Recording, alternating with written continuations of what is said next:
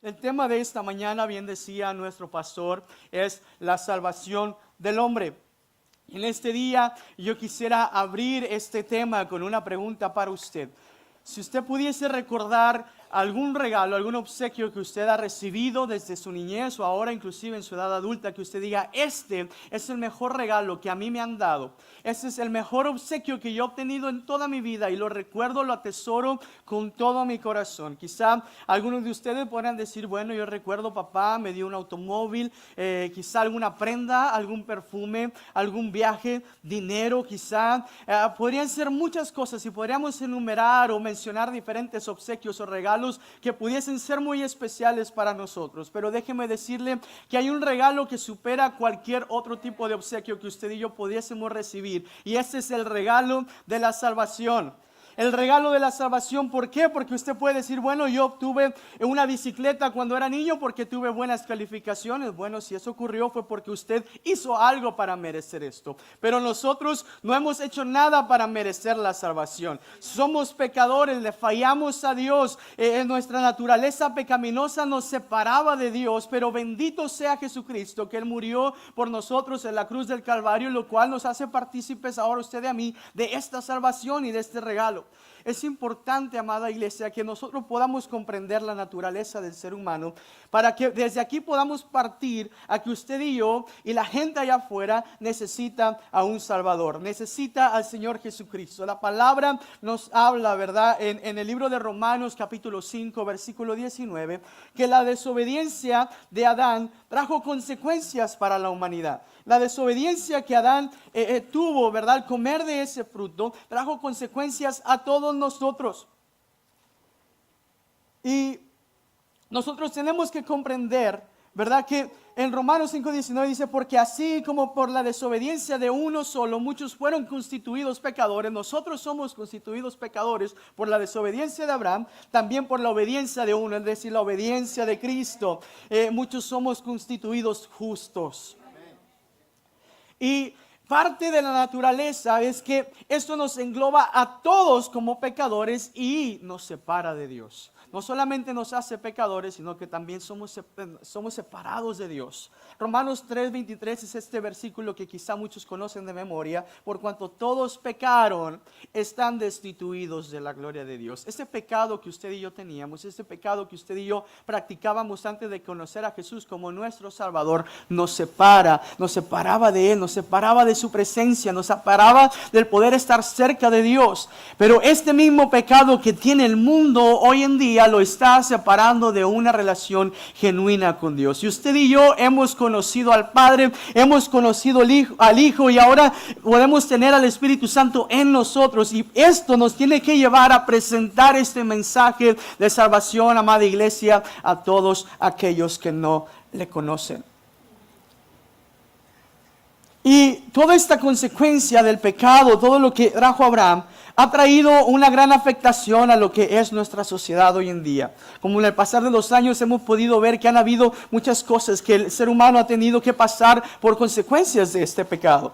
Y la condición perfecta en la que vivía el hombre, es decir, Adán y Eva, recuerden que vivían de una forma perfecta, hermosa en el Edén, tenían una relación estrecha con el Creador. Ellos estaban con Él, ¿verdad? Ellos podían conversar con Él constantemente, pero debido a su desobediencia, todo este plan perfecto aparentemente se viene abajo.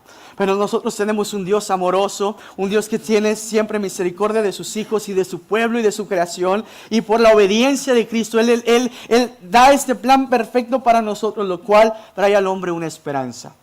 Es decir, esa separación que tenía Adán y Eva en ese momento al ser apartados, alejados del Edén, de ese lugar perfecto que Dios había creado para ellos. Ahora Dios tiene un plan perfecto. Nos brinda una esperanza a usted y a mí. Y la salvación, hermanos, el creer en la salvación es fundamental en todos nosotros como creyentes. Es importantísimo que usted tenga esto en mente y muy claro, que la salvación es fundamental para nosotros como creyentes. Hoy en día hay diversas doctrinas, hay diversas religiones que creen que a través de diferentes rituales pueden obtener la salvación. Hay diferentes personas que pueden venir y ofrecerte algunas cosas para que tú te creas salvo y te creas apto de poder tener una vida eterna. Inclusive hay otras religiones que matan personas o sacrifican algunas criaturas para poder ellos obtener un perdón y ser salvos. Esto sigue aconteciendo en nuestros tiempos, sigue sucediendo en nuestros tiempos. ¿Por qué? Porque la humanidad, hermana iglesia, hermanos, está consciente de una salvación. Pero no la podrán obtener solamente si no se acercan a Jesucristo. La salvación solamente proviene de Jesucristo.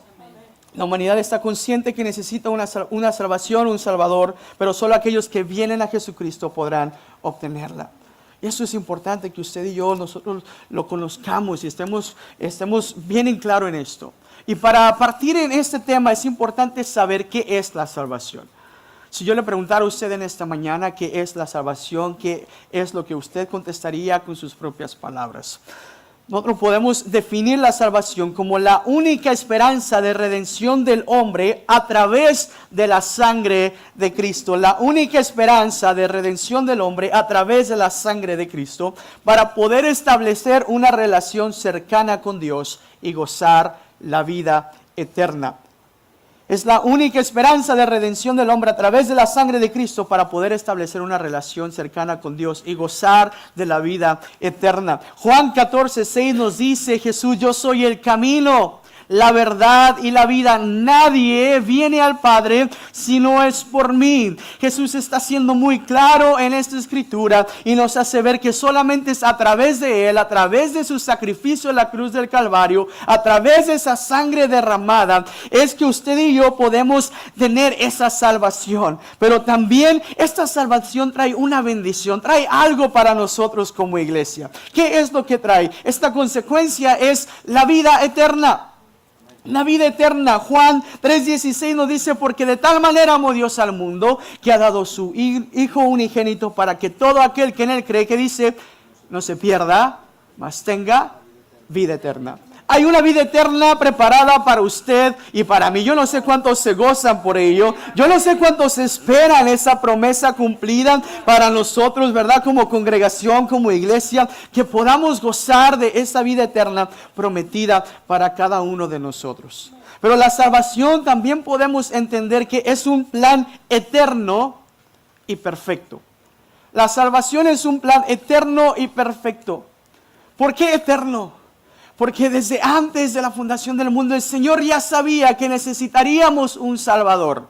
Y cuando viene a ocurrir este pecado que Adán comete, la desobediencia que él tiene, todas estas consecuencias que trae a nosotros como seres humanos, y esas consecuencias que trae a la humanidad, el Señor ya está desde el libro de Génesis mostrándonos que Él prepararía, Él traería el perfecto sacrificio, un cordero que iría a morir por nosotros. Él enviaría al Mesías. En Génesis capítulo 3, versículo 15, nosotros podemos encontrar este versículo que es una profecía mesiánica. Es decir, está hablándonos de que habría de venir un Salvador y que habría de vencer a aquella serpiente, que habría de vencer a aquel enemigo que ha venido a intentar interrumpir los planes perfectos de Dios. Pero aquí podemos ver que tenemos un Dios glorioso, un Dios misericordioso que ha preparado este plan eterno para nosotros, en el cual nos daría un Salvador, que es Jesucristo. Yo me gozo al escuchar y al meditar en esta palabra.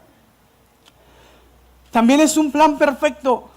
Perfecto porque, oiga, si usted puede analizar lo que sucedió en este momento en el Edén cuando Adán y Eva pecaron, un animalito tuvo que morir para que ellos fuesen cubiertos de su desnudez. Un animalito tuvo que ser sacrificado para que ellos pudiesen ser cubiertos. Ellos intentaron cubrirse con hojas, pero esas hojas no cubrieron, no eran lo suficiente. Pero el Señor sabía que sangre tenía que ser derramada para que hubiese salvación. Si usted después medita en todo lo que ocurre en el Antiguo Testamento, en el libro de Éxodo, ¿verdad? Cómo ellos tenían que ofrecer sacrificios delante de Dios. El pueblo, el sumo sacerdote, tenían que ofrecer sacrificios delante de Dios para que sus pecados pecados fuesen perdonados. Pero ahora tenemos un plan perfecto que Dios nos brinda a nosotros. Él envía a su Hijo Jesucristo para morir por usted y por mí, siendo usted y yo los merecedores de esa cruz. Pero Él envía a Jesucristo. Ya usted y yo no necesitamos venir aquí al templo y levantar un altar y matar algún animalito para poder ser perdonados. Ahora Cristo ha hecho eso por nosotros y nos hace partícipes de esta salvación. Hebreos 9, 23 al 28, pero yo me voy a dar la oportunidad de leer el versículo 28, el cual nos dice: también Cristo fue ofrecido en sacrificio una sola vez para quitar los pecados de muchos. Esto yo no lo estoy diciendo, lo está diciendo la palabra de Dios. Dice: y aparecerá por segunda vez, ya no para cargar con pecado alguno, sino para traer salvación a quienes lo esperan. El Señor fue ofrecido, el Señor Jesús fue ofrecido como perfecto sacrificio para cada uno de nosotros.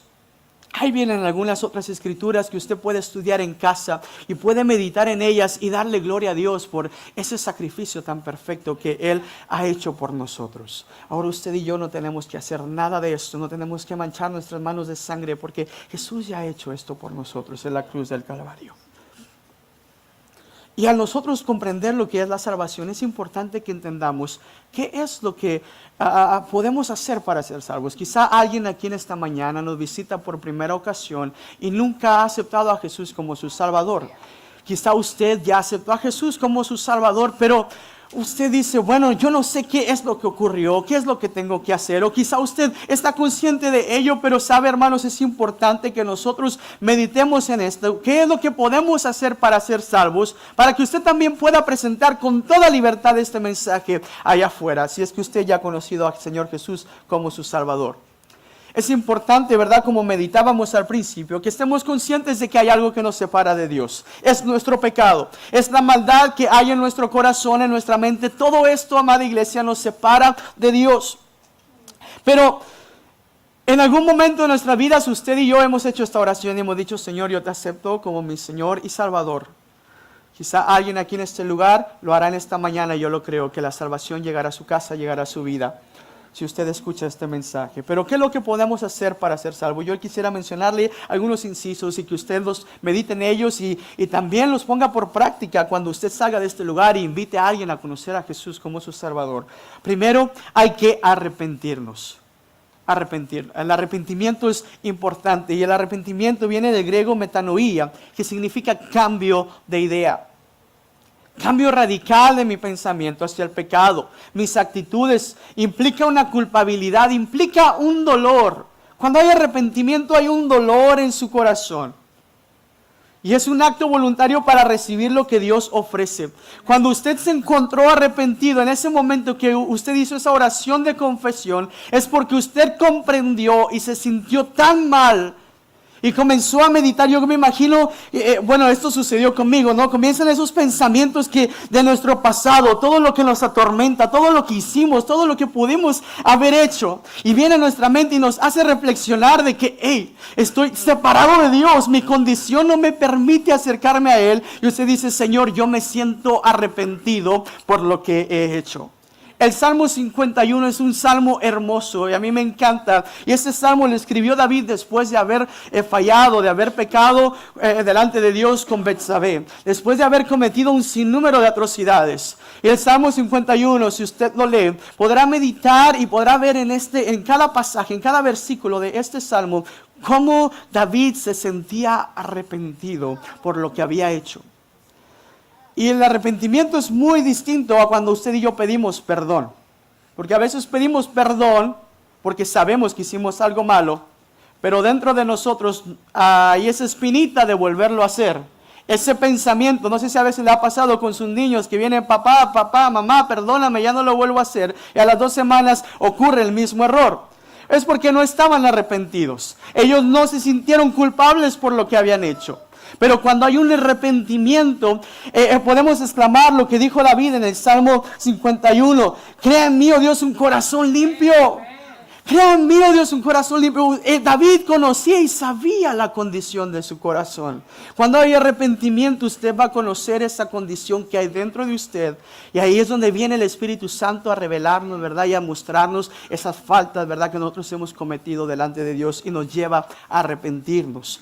Pero el arrepentimiento va seguido a una conversión. Es decir, el arrepentimiento, usted está consciente de su falta y se siente culpable, pero la conversión es el acto notable de lo que el Señor quiere hacer en su vida. La conversión es el acto de volverse o dar la media vuelta. Usted iba por un mal camino, usted iba haciendo cosas malas delante de Dios, pero usted reconoce a Jesús como su Salvador y usted se vuelve de ese mal camino y sabe que tiene que dirigirse a Jesucristo, sabe que tiene que cambiar su estilo de vida, sabe que las cosas que usted antes practicaba ya no pueden ser parte de usted jamás. Gálatas 2:20 nos habla precisamente de esto. He sido crucificado con Cristo y ya no vivo yo, sino que ahora Cristo vive en mí. Usted y yo nos convertimos no porque nosotros así lo planeamos, así lo queremos, sino porque viene Jesucristo a habitar en nosotros, de tal forma que Él crea un cambio radical en nuestras vidas y su comportamiento, su actitud, sus palabras, todo lo que usted era comienza a cambiar por completo. Como pecadores no solamente debemos devolvernos de algo, sino volvernos a alguien, volvernos a Jesucristo. Nos volvemos del pecado para volvernos a Dios. Y a mí me encanta meditar en la historia de esta mujer adúltera que fue sorprendida en el pecado. Y la traen todos los fariseos, aquellos que se creían santos y perfectos delante de Jesús. Pero cuando esta mujer viene, ellos esperaban que Jesús la condenase. Pero Jesús lo que hace es perdonarla y le dice, vete y no peques más. Vete y no peques más. Esto nos enseña que cuando nosotros tenemos la salvación en nuestro corazón, no volvemos a hacer las cosas que antes hacíamos, sino que damos un giro completo y comenzamos a orar conforme a Jesús nos ha enseñado en su palabra. La conversión es importante, pero también, ¿qué es lo que podemos hacer para ser salvos? El inciso 6 es tener fe, creer. Tener fe, creer. Tenemos que creer en Jesús, de otra forma no seríamos salvos. No hay nadie más que puede darnos o ofrecernos la salvación más que Jesucristo. Y si usted cree en el Señor Jesucristo, dice Hechos 16:31, serás salvo tú y toda tu casa. Tenemos que creer para poder obtener la salvación en nuestras vidas. ¿Usted ha creído en Jesús? ¿Cree en Jesús? Usted ha sido salvo entonces.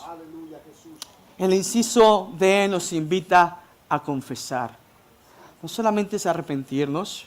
El inciso A es arrepentirnos. El inciso B es convertirnos. El inciso C es tener fe, creer. El inciso D es confesar. Hemos sido llamados también a confesar. Romanos capítulo 10, versículo 9 nos dice que si confiesas con tu boca que Jesús es el Señor y crees en tu corazón que Dios lo levantó de entre los muertos, serás salvo.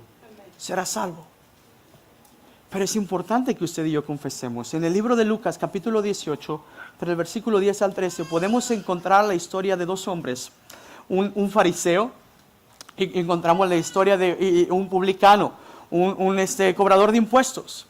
Este fariseo, como usted sabe, el perfil de estas personas eran aquellos que se creían santos y perfectos y que no faltaban a nada de la ley. Este hombre, dice la palabra, que llegó a la sinagoga, al templo y comenzó a adorar a Dios y con su mirada alzada. Y gracias, Señor, porque yo no te he fallado, yo no he pecado, yo estoy bien delante de ti. Pero a lo lejos se encontraba alguien un poco cerca del altar y dice que se estaba dando de golpes. Era este publicano en su pecho porque sentía mucha culpa por lo que había hecho. Y le decía, Señor Jesús, yo confieso que he pecado. Señor, yo confieso que te he fallado. Soy un pecador. Y el Señor nos enseña en este pasaje, dice Jesús, ¿verdad?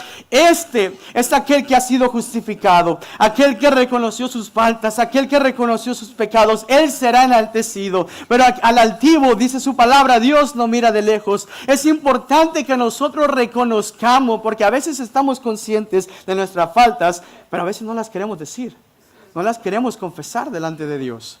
Y nos excusamos con esto de que el Señor ya sabe todas las cosas.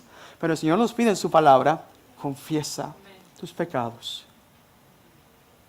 Confiesa tus pecados. Confesar nuestros pecados es lo que podemos hacer también para nosotros ser salvos. Es por eso que cuando viene un pecador, cuando viene alguien a este lugar, a esta iglesia y pide y busca la salvación, quiere hacer una oración, se le invita a que repita una oración, ¿verdad? Porque es importante que confesemos lo que nosotros hemos hecho, pero también que confesemos lo que el Señor ha hecho por nosotros y que nos hace partícipes de esa salvación. Pero ¿cómo no se obtiene la salvación? Ya mencionamos qué podemos hacer para obtener la salvación.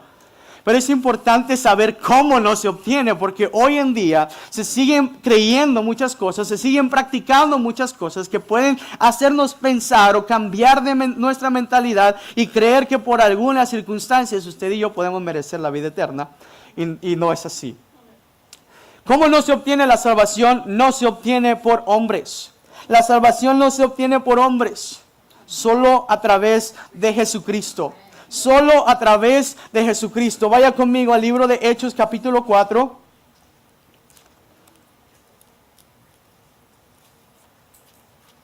Hechos capítulo 4, versículo 12.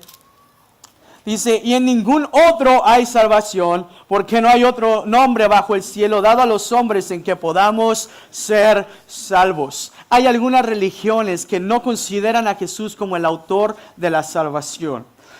Los católicos, por ejemplo, ¿verdad? Ellos creen que tú puedes ir a confesarte con uno de los sacerdotes y decirle tus pecados, y después de eso tú rezas algunas oraciones, haces algunas mandas, cumples con algunas cosas y tú ya eres salvo. De eso no se trata. Hay otras personas que dan crédito a alguien más, a alguna otra persona que hizo bien. Hay inclusive, hoy en día hemos escuchado de personas que se han levantado diciendo que son Cristo. Y hemos visto gente que va detrás de ellos creyendo que son Jesús. Hace unos años, como en el 2015, 2016, se levantó esta ola tan grande por el área de Florida, donde había un hombre, ¿verdad?, que había crecido en el Evangelio. Pongan atención, que había crecido en la verdad, estaba consciente de lo que era el Señor, pero persuadido por otro hombre que se hacía llamar Jesús. Él decía ahora que tenían que venerarlo a Él, honrarle a Él, adorarle a Él. Y la iglesia comenzó a llenarse y buscaban milagros y buscaban cosas, y solamente este hombre decía, yo soy el que les voy a traer la salvación. Entonces tenemos que ver por qué es importante estar consciente de la doctrina, amada iglesia, porque inclusive hoy en nuestros tiempos se pueden levantar muchas cosas, muchas personas, muchas creencias, ¿verdad?, que van distante de lo que el Señor nos dice en su palabra, que nos van a querer desviar de ese camino y nos van a hacer creer que podemos acercarnos a Dios y tener una salvación de nuestras faltas por otras circunstancias, por otras cosas, mandas o cosas que usted quizá pueda hacer o le puedan decir que tiene que hacer para ser salvo. Y solamente es a través de Jesucristo. No se obtiene por obras, sino por la gracia de Jesucristo. Las obras son fruto de la salvación, pero las obras no son para poder ser salvos, no se hacen para poder obtener la salvación. Hay veces personas que te pueden decir, solamente haz esto, ve y dale comida a los pobres, ve y haz el bien a todos aquellos que están necesitados, haz donaciones, ofrece esto, todo esto es muy bueno. Pero esto no es lo que nos va a brindar la salvación, amada iglesia. Todas esas cosas que quizá usted pueda hacer aún y dentro de nuestras congregaciones, aún y dentro de nuestra vida en la iglesia cotidiana, podemos engañarnos nosotros mismos y creer que porque asistimos regularmente los domingos a la iglesia ya somos salvos. Y a veces decimos, Señor, yo ya voy a ser salvo porque canto y aplaudo y digo alabaré, alabaré. Pero no se trata de eso. Se trata de que nosotros comprendamos que es la gracia de Jesús la que nos hace partícipes de esa salvación, y que a través de esa gracia usted y yo podemos tener un acceso al Padre y podemos tener esa esperanza de vida eterna que Jesucristo nos ofrece. Efesios 2, capítulo 8 al 10 nos habla de que por gracia usted y yo somos salvos. No es por obras para que nadie se gloríe, porque luego ocurre que hacemos muchas cosas buenas y nos levantamos el cuello y nos olvidamos de darle la gloria a Dios, la gloria a Cristo. Se trata de nosotros darle siempre la honra y la gloria a aquel que ha muerto por nuestros pecados, Jesucristo nuestro Salvador, y por ende, por ese agradecimiento y gozo que hay en nosotros, usted y yo vamos a hacer buenas obras. Que vamos a ayudar al necesitado. Vamos a trabajar para que el pueblo, la obra de Dios se engrandezca, ¿verdad? El pueblo sea edificado, sea bendecido, pero todo eso es una consecuencia de la salvación en nuestras vidas. Las obras no nos salvan, sino la gracia de Jesucristo. Fuimos hechos para buenas obras, es lo que dice Efesios 2:10. Fuimos hechos y creados para buenas obras, pero las buenas obras no son las que nos van a salvar. Comprendamos esto y podamos llevar a la gente que no conoce al Señor también a comprender esto.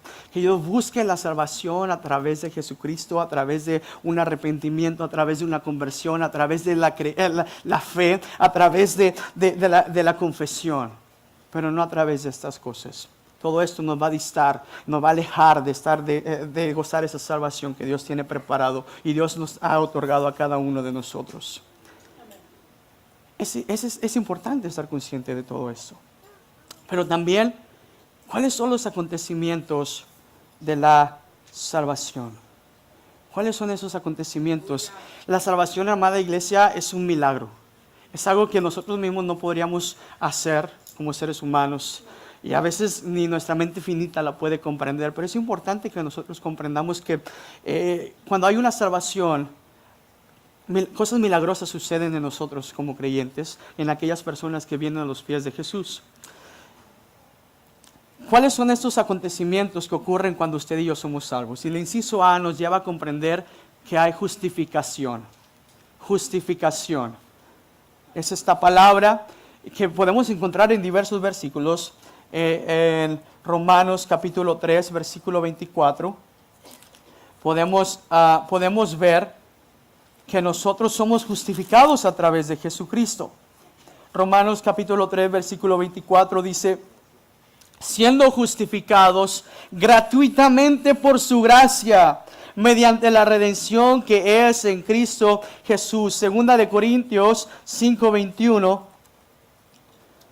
nos dice, al que no conoció pecado por nosotros lo hizo pecado, para que nosotros fuésemos hechos justicia de Dios en él. Justificación es la acción de hacer a alguien justo ante Dios. Y esto no pudo haberlo hecho usted, solamente Jesucristo es lo que hizo. Su sacrificio en la cruz del Calvario nos hace vernos justos delante de Dios. Recuerde su condición. Recuerde cómo se encontraba antes de Cristo. Recuerde qué es lo que hacía, de la forma en que usted vivía antes del Señor Jesucristo. Pero cuando viene a Jesús, Él nos justifica y viene y le dice, Señor Padre, ahora Él me ha aceptado, Él ha reconocido que tú me enviaste.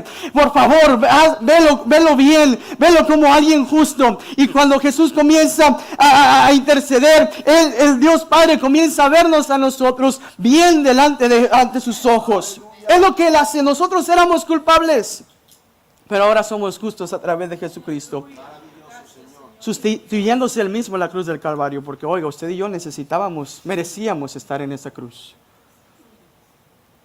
Cristo vino y Él vivió una vida sin pecado, sin mancha. Fue tentado, dice su palabra, pero Él en nada de eso cayó. Y Él por eso, a través de ese sacrificio tan hermoso, nos ofrece la justificación. El inciso B nos habla de que nos ofrece la redención. Somos redimidos. Aún en nuestros tiempos, pero más en la antigüedad, se acostumbraba a esto, el comprar personas, ¿verdad?, para que fuesen sus esclavos. Se pagaba un precio por ellos para que esas personas trabajaran y vivieran con ellos por mucho tiempo. Y a menos que alguien más viniese y pagase un precio mucho más alto, esas personas podían ser libres y dejar de ser esclavos. Dejar de ser personas que estaban esclavizadas y viviendo bajo el mando de algo, de alguien. Jesucristo ha venido a pagar el precio y ha venido a redimirnos a cada uno de nosotros con su sangre preciosa. Su sangre es ese precio que fue pagado para que usted y yo fuésemos libres. Usted y yo teníamos un pasado muy oscuro. Estábamos encadenados en el pecado, estábamos presos, éramos presos del enemigo, estábamos viviendo una vida desordenada, estábamos haciendo cosas que nos estaban llevando a una condenación. Pero a través de Jesucristo y esa sangre vertida en la cruz, ahora usted y yo tenemos libre acceso ante la presencia del Padre bendito y hemos sido comprados a precio de sangre, y Jesús lo ha hecho por usted y por mí. Hebreos 9, del 11 al 12, si usted puede leerlo conmigo. Ahí vienen algunas escrituras que usted puede tener libertad de leerlas. Si en algún momento yo le pido, ¿verdad?, que las comente. Si usted encuentra esa escritura, puede hacerlo con toda libertad. Hebreos 9, 11 al 12.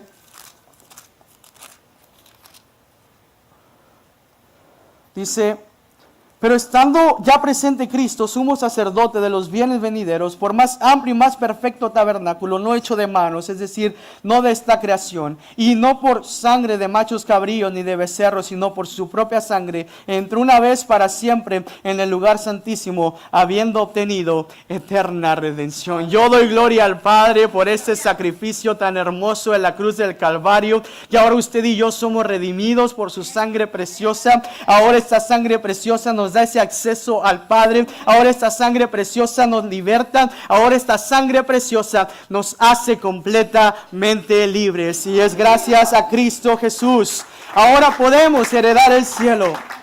Así que denle un fuerte aplauso al Rey de Reyes y Señor de Señores por ese sacrificio.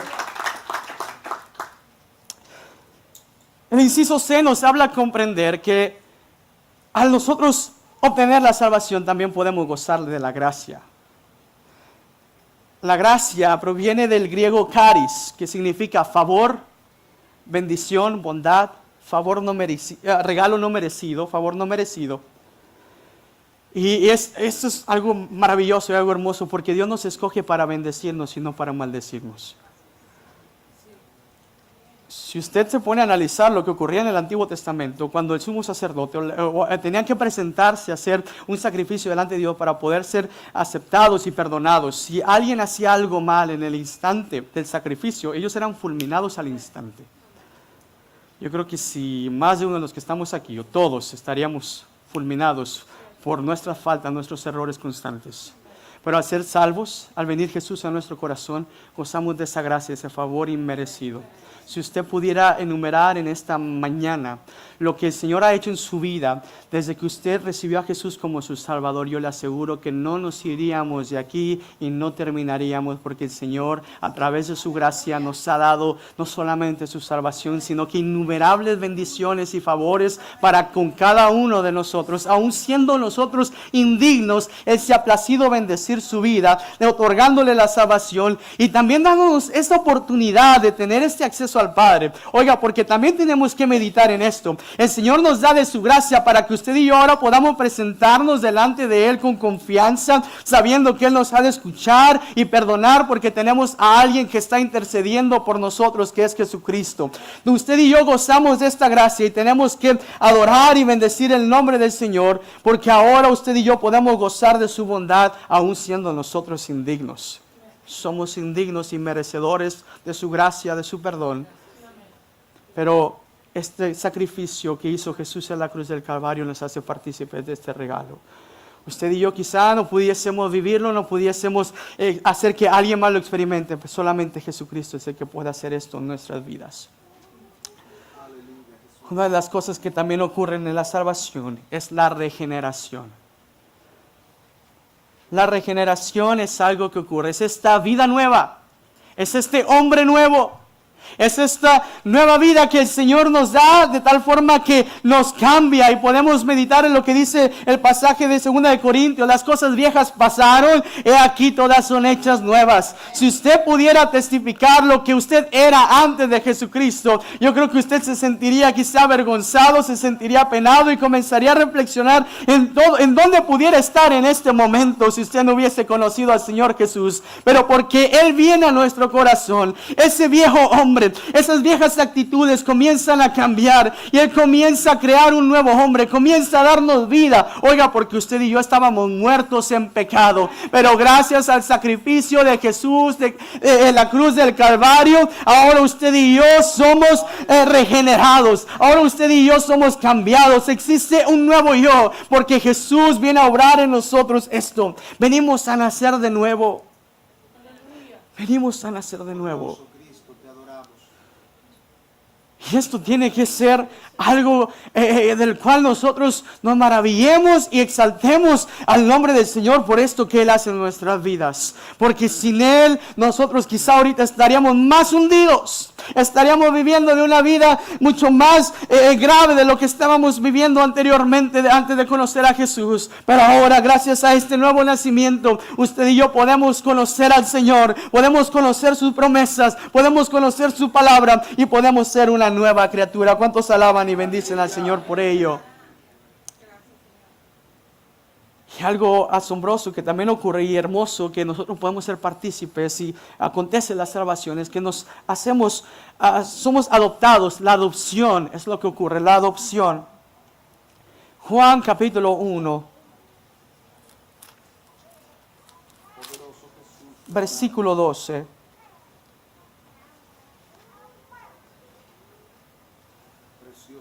Mas a todos los que le recibieron, a todos los que creen en su nombre, les dio potestad de ser hechos hijos de Dios. ¿Cuántos hijos de Dios hay en esta tarde aquí en la casa de Dios? ¿Cuántos hijos de Dios hay aquí? Oiga, hermano, yo creo que usted debería de estar gozoso de decir esto. Se me hace que no tomó mucho café en la mañana o no trae energía, pero con o sin energía, usted debería de levantar sus manos y decir: yo soy hijo de Dios, porque he creído en Él, porque he creído en lo que Él ha hecho por mí. Él nos ha adoptado a nosotros como sus hijos. Hemos sido llamados ahora a ser parte de esta familia.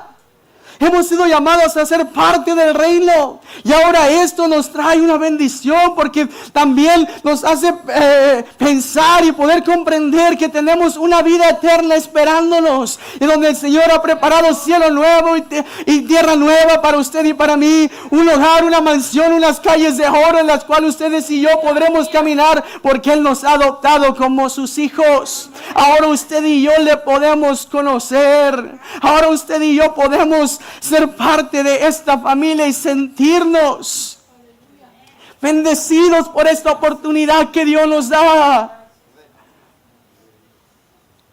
Porque sabiendo que el Señor vino, ¿verdad? A lo suyo vino y los suyos no le recibieron, dice su palabra. Pero ahora también nosotros hemos sido coherederos. Ahora nosotros también como gentiles, gracias a ese sacrificio de Jesús, todo este mundo tiene esta esperanza de ser parte, de ser hijos de Dios, de ser adoptados como hijos de Dios, de ser parte de la familia de Dios.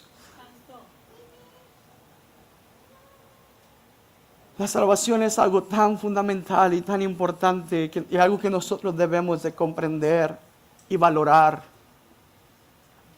y atesorar. Estamos tan acostumbrados a saber de esto que nos olvidamos de que esto es la base de nuestra vida como creyentes.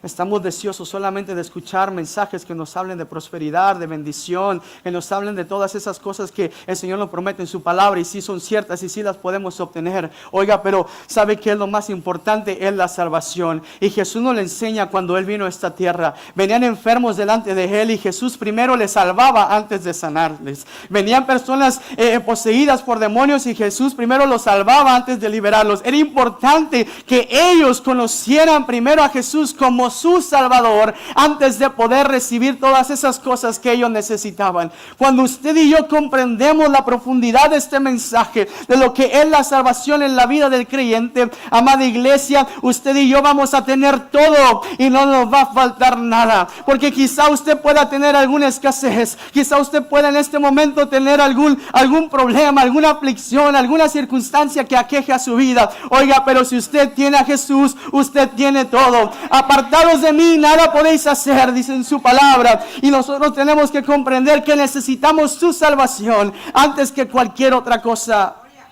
Necesitamos de su salvación, y este mundo necesita de su salvación. No solamente es para mí, no solamente es para usted, para nuestra familia. Aún aquellos que no conocemos y que a veces vemos en el supermercado, en la pulga, en algún otro centro comercial. A veces nos encontramos con personas con tanta necesidad, y lo único que genera en nuestro corazón es lástima, pero no compasión, no el deseo de ir a presentarles este mensaje de salvación. Si la iglesia comenzara a comprender la profundidad de este mensaje y comenzamos a buscar que este mensaje sea llevado en todo lugar, esta salvación pueda presentarse a toda criatura, yo le aseguro que Dios haría cosas grandes entre nosotros y comenzará a cambiar la perspectiva de muchos, porque lo que Él viene a hacer es una obra milagrosa en la vida de todo aquel que cree. Y hemos sido llamados a aceptar a Jesús, pero no queda ahí en una oración de confesión. La salvación no queda ahí en solamente, acepté a Jesús y ya voy a la iglesia y nada más. No. La salvación, hermanos, tiene que ser evidente. Tiene que ser evidente. Si hay una nueva vida, hay evidencia.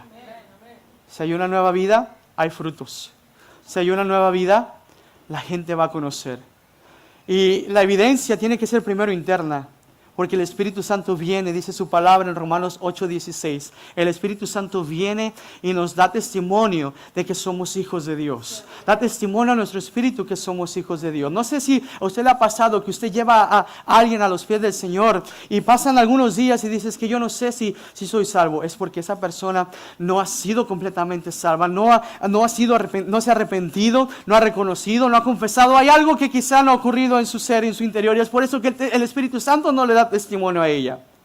Pero cuando nosotros y cuando esa persona o alguien más viene y acepta a Jesús, se arrepiente, confiesa, cree en el Señor, hay una conversión. Oiga, el Espíritu Santo viene y se planta en tu corazón y te hace ver que tú ya no eres el mismo de antes y tú te sientes seguro y tienes una convicción, una paz en tu alma, en tu ser, de tal forma que tú dices, yo ya no vivo en la carne, yo ya no le pertenezco al mundo, ahora yo le pertenezco a Dios.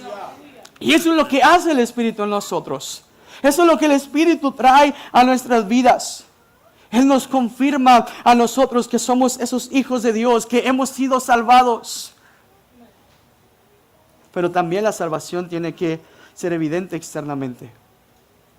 No solamente decir, yo soy salvo y si nada más es para mí. No. Deje que la salvación sea visible a todo lugar, con toda persona y en todo momento. Oiga, porque cuando a veces nos dan una buena noticia, cuando algo bueno nos pasa, a todos queremos comunicarle. Entramos al Facebook y lo primero que queremos es publicar lo que nos ha pasado.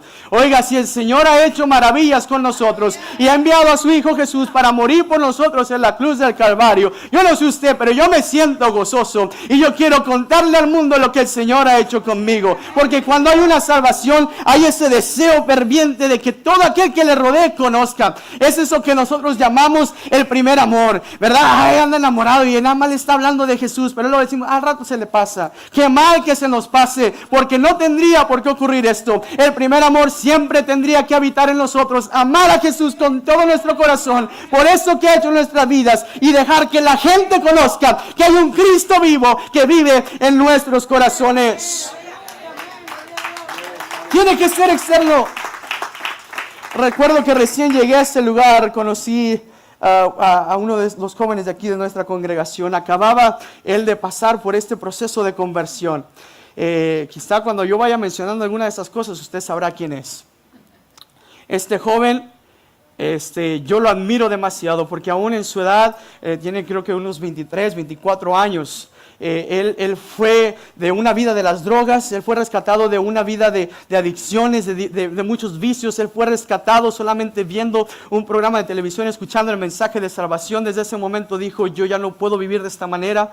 Y después de que Dios hizo la obra salvífica en su vida, oiga, yo cada vez que salía con él, todavía ahora hago mandados, hago algo, él está diciendo, ¿cómo has estado? ¿Ya conoces a Jesús? Y luego comienza a predicar el evangelio.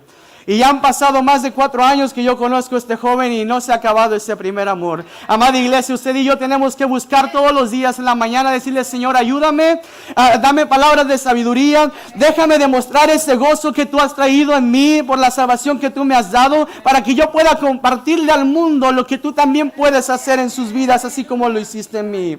Pero también el vivir en la salvación significa que vamos a vivir en santidad. Significa que vamos a buscar agradar a Dios con nuestra forma de vivir.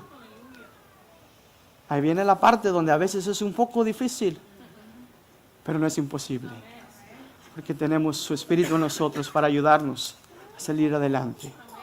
Tenemos su Espíritu en nosotros, el cual nos va a llevar a que usted y yo todos los días tratemos de agradar al Señor con todo nuestro corazón. Estamos conscientes de que todos los días hay tentaciones. El enemigo va a buscar una manera para hacernos caer. Pero también estemos conscientes de que el enemigo siempre trabaja de la misma manera y que no podemos dejarnos guiar por esas cosas que Él pueda presentarnos, sino que demostrarle a Dios, demostrarle al mundo y a nosotros procurar serle fiel a Dios con todo nuestro corazón, no cediendo ante esas cosas, procurando vivir en todo momento santos y agradables delante de Dios. Sumamente importante que nosotros comprendamos esto, porque de otra manera este regalo tan hermoso que usted y yo hemos recibido, podemos perderlo. Así es. Aquí llegamos a este punto importante de la salvación. La salvación también se puede perder. Usted quizá hizo esta oración hace 20 años y usted dice, yo ya soy salvo y puedo seguir viviendo de la misma forma que yo vivía antes, porque Jesús ya perdonó mis pecados pasados, presentes y futuros. No se trata de esto. El Señor nos habla a vivir una vida santa. Nos habla de cuidar esta salvación tan grande que usted y yo hemos gozado. Hebreos 2:3 nos habla de esto. No podemos descuidar esta salvación tan grande que Dios nos ha dado. No podemos descuidar lo que el Señor ha hecho con nosotros. No podemos dejar lo que pase así a la ligera, sino que nosotros en todo momento busquemos siempre atesorar esa salvación. ¿Ve por qué es tan importante que nosotros estemos conscientes de esta doctrina, de que la salvación es importante? Porque si no, de otra forma la perdemos. Y si la perdemos, no gozaremos de la vida eterna que Dios ha prometido para nosotros. Y es que también nosotros tenemos que procurar en todo momento agradar a Dios, para acabar esta carrera satisfactoriamente. Como dijo el apóstol Pablo en Filipenses capítulo 3:13, extendiéndonos hacia lo que está delante. Siempre a lo que está delante. Eso es lo que el Señor pide. Voy a pedirle a mi hermano del piano que si pase a este lugar. La salvación, amada iglesia, es sumamente fundamental para nosotros como creyentes. Yo quisiera hacerle una pregunta en esta mañana. ¿Cómo se encuentra esa relación que usted tiene con Dios? ¿Ha descuidado acaso su salvación? ¿Habrá alguien aquí en esta mañana que nos acompañe por primera ocasión y nunca ha hecho esta oración? Yo estoy seguro que el Señor te ha traído aquí este día, en este momento, no por coincidencia, no porque alguien más le plació invitarte, sino porque Él tenía en sus planes que tú estuvieses aquí, para que conocieras que hay una oportunidad también para tu alma. Lo que Dios ha hecho conmigo, lo que Dios ha hecho con todas las personas que tú ves aquí, también lo quiere hacer contigo. También quiere salvarte, también quiere perdonarte, también quiere limpiarte. Somos indignos, amada iglesia, pero gracias a ese hermoso sacrificio de Jesús, usted y yo ahora podemos ver al Padre y acercarnos ante su presencia.